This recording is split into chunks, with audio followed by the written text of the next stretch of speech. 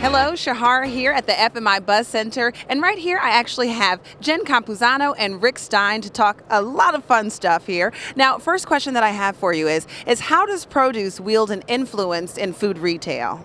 Sure. So I think as consumers are changing their eating habits, we're seeing more focus on health and wellness. And so produce is inherently a great department for those consumers to look for those kind of healthy offerings. What we're seeing is even within produce, what is growing are more of these kind of trendy or products that are meeting consumer demand. So things like packaged salads and value-added fruits and vegetables, really helping drive some of that performance. And Rick, your thoughts on it? Well, I think Jen hit it spot on in terms of health and wellness. Everyone's really interested in that. But what's also interesting, and for years we've shown this, next to location, produce is the number one driver of where a consumer goes for their purchases.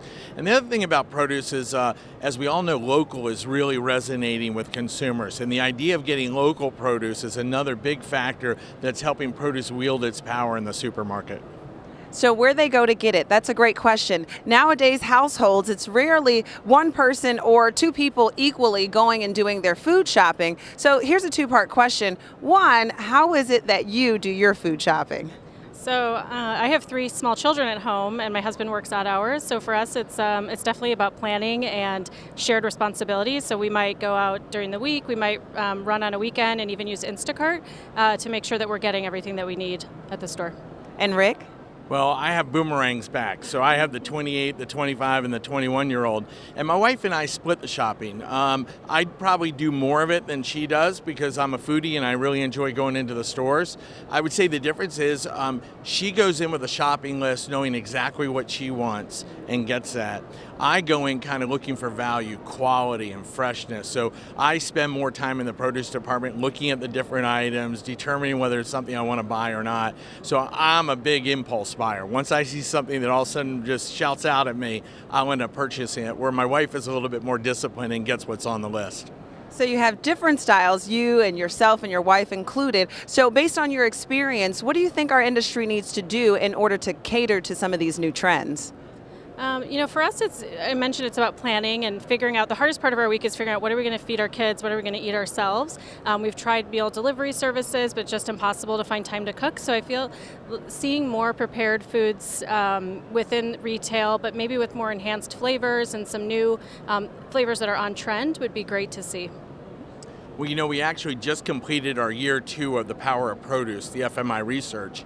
And the consumers have told us what's really important to them is this idea of freshness and quality, cleanliness, the idea that when they walk into the store, they may have a preconceived idea of what they want to purchase, but once they get in the department, the product kind of speaks to it. So I think the big thing takeaway is store conditions and the quality of the product and making sure.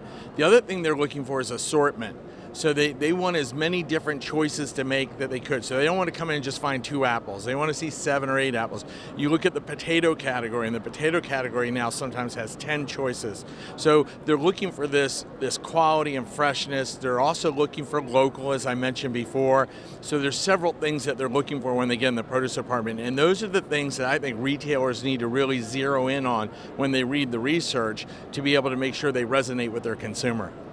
Now, last question, we're talking innovation. So how would you define innovation in food retail? I think innovation means anything that a product that you can create that would meet consumer changing needs, right? So when I think about produce, I think about packaged salad as the original innovator, and has continued to grow over the years because the category continues to evolve to meet consumer demand, including where we're seeing growth now are in meals and kits with products like grains and alternative proteins, superfoods, and then even within organics and really hitting on that health and wellness trend again.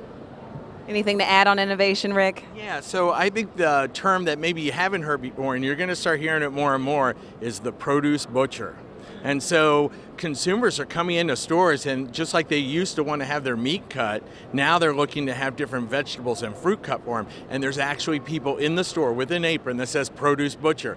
That's a type of innovation that you're going to continue to see at retail, where you personalize the shopping experience and really connect to your consumer.